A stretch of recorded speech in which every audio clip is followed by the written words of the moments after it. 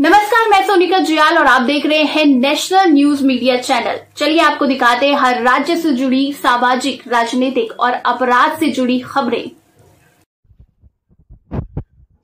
अखिल भारतीय सफाई मजदूर संघ ट्रेड यूनियन के राष्ट्रीय महामंत्री और उत्तराखंड प्रभारी विशाल बिरला के नेतृत्व में सैकड़ों की संख्या में सफाई कर्मचारी द्वारा आज अंबेडकर चौक से उप जिलाधिकारी कार्यालय तक अपनी मांगों को लेकर रैली निकाली गई और उप जिलाधिकारी के माध्यम से मुख्यमंत्री को ज्ञापन प्रेषित किया गया।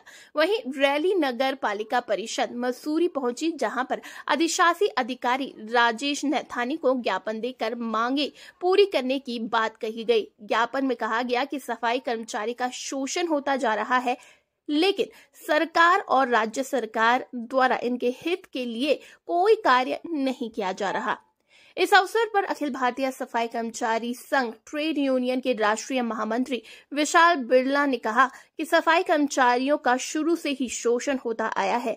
उन्होंने कहा कि भारतीय जीवन बीमा निगम द्वारा भी सफाई कर्मचारियों का बीमा नहीं करवाया जाता है, क्योंकि लंबे समय तक सफाई करने के दौरान वो बीमार हो जाते हैं और उनकी मृत्यु दर भी अधिक है।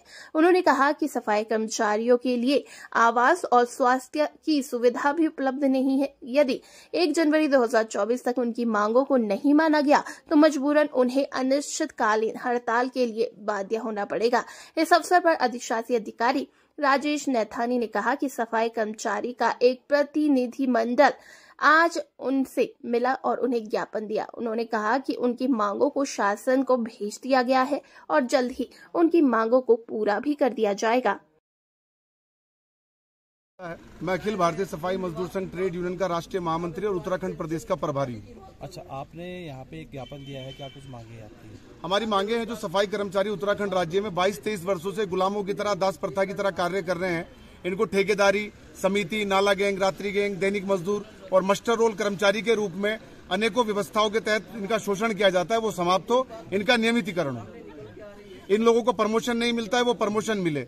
पुरानी पेंशन लागू हो, जो इनके आवास हैं या निकाय की भूमि पर अपना मकान बना के रहते हैं उसका मालिकाना हक प्राप्त हो, और जो इन लोगों को पदोन्नति नहीं प्राप्त हो पाती है और कर्मचारियों की संख्या निकायों में कम है, जबकि ये देवभूमि हमारी पर्यटन नगरी है, धार्मिक नगरी है, एजुकेशन हब है, यहाँ पर इतना लोग नहीं रहते जितना बाहर से आते हैं, तो कर्मचारियों के ऊपर बहुत ज्यादा दबाव है।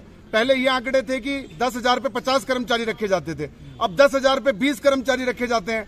ऐसी स्थिति में कर्मचारी की कमर टूट जाती है। आपकी जानकारी में डालना चाहूंगा, भारतीय जीवन बीमा निगम सबसे बड़ी कंपनी भारत की है, उसने सफाई कर्मचारियों का सामान्य दरों पे बीमा करना बंद कर दिया है।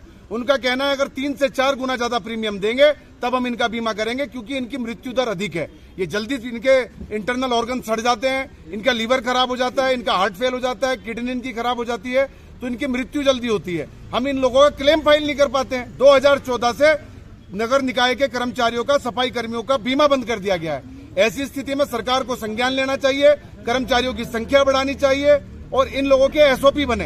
एक कर्मचारी से आप मजदूर की तरह, एक बेजुबान जानवर की तरह कार्य ले रहे हैं, ये गलत है। इनकी नियमावली बने।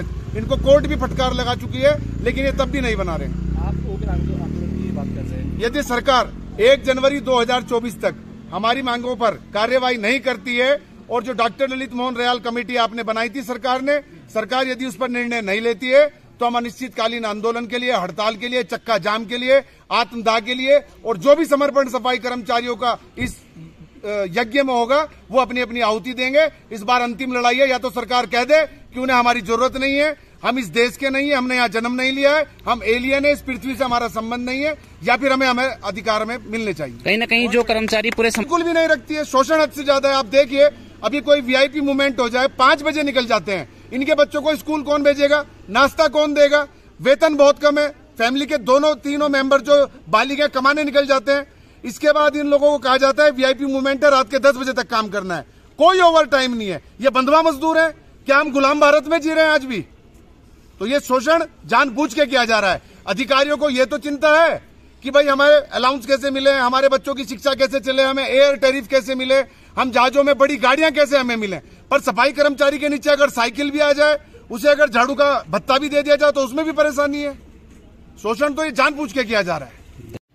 अखिल भारतीय सफाई मजदूर संघ के राष्ट्रीय महामंत्री हैं विशाल बिरला जी। उनके नेतृत्व में सफाई कर्मचारियों का प्रतिनिधिमंडल आया था। उन्होंने अपना एक मांग पत्र दिया है, जिसमें जो उनकी मांगे हैं वो शासन स्तर से पूरी की जानी है। तो हमारे द्वारा उस मांग पत्र को निदेशालय को प्रेषित किया जा रहा है। निदेशालय स्तर पे पहले ही इनकी मांगों के संबंध में कार्रवाई चल रही है और इनसे वार्ता करके हो जाएगा, हड़ताल वाली स्थिति नहीं आएगी। नगर पालिका से तो 150 के करीब कर्मचारी हैं, बाकी इनका पूरा स्टेट लेवल का है तो उसमें काफ़ी कर्मचारी होंगे। सर और भी मांगे हैं इनकी? लोकल स्तर की है जो नगर पालिका से होनी है, उन पर कार्रवाई हमारी चल रही है। पहले भी इनका प्रतिनिधिमंडल मिला था। इनमें एक तो इनका था कि जो आउटसोर्स पे कर्मचारी काम कर रहे हैं उनको 500 रुपये पर डे मानदेय नहीं मिल रहा है, और जो साप्ताहिक अवकाश का है तो उस पर कार्रवाई हम कर रहे हैं। ठीक। खबरों में बने रहने के लिए हमारे चैनल को लाइक एंड सब्सक्राइब जरूर करें।